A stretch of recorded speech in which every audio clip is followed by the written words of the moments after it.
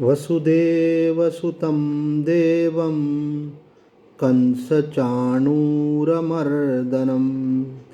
देवकी परमानन्दं कृष्णं वन्दे जगद्गुरुं। श्रीमद् भगवद गीता प्रथम अध्याय श्लोक संख्या 3।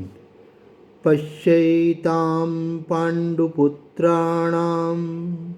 आचार्यमहतीं चमूं व्यूढां द्रुपदपुत्रेण तव शिष्येण धीमता। आचार्य अपने बुद्धिमान शिष्य द्रुपद पुत्र धृष्टद्युम्न द्वारा व्यू रचना करके सजाई हुई पांडवों की यह महती सेना देखिए। अब इसमें जो गूढ़ार्थ है उस पर विचार करते हैं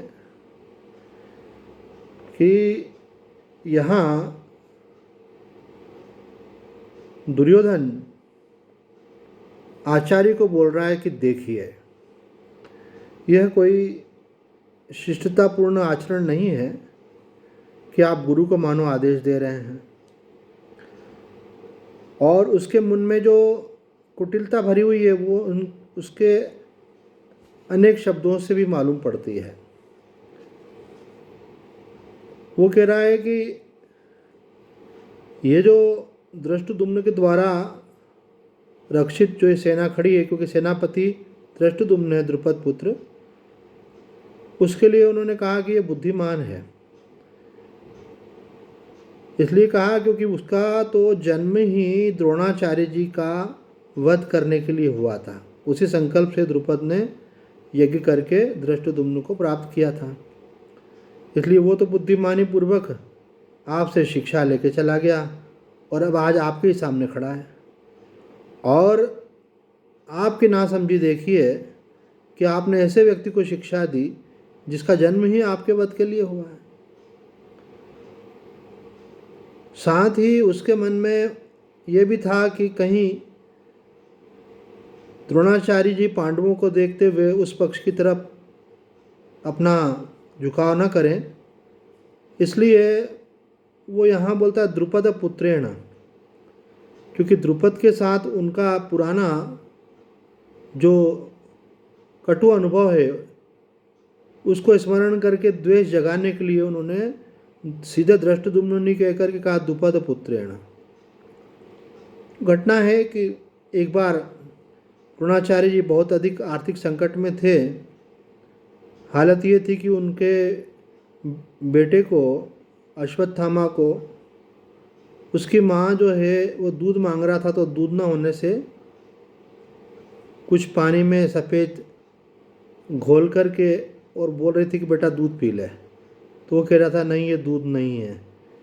यह देख कर के द्रोणाचार्य जी को बहुत पीड़ा हुई और वो द्रुपद के पास गए और उन्हें याद दिलाया कि बचपन में हम लोग साथ में पढ़ते थे, दोस्त थे।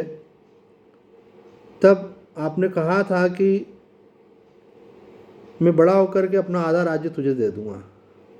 आज मैं वास्तव में संकट में हूँ और आपसे याचना करने आया हूँ।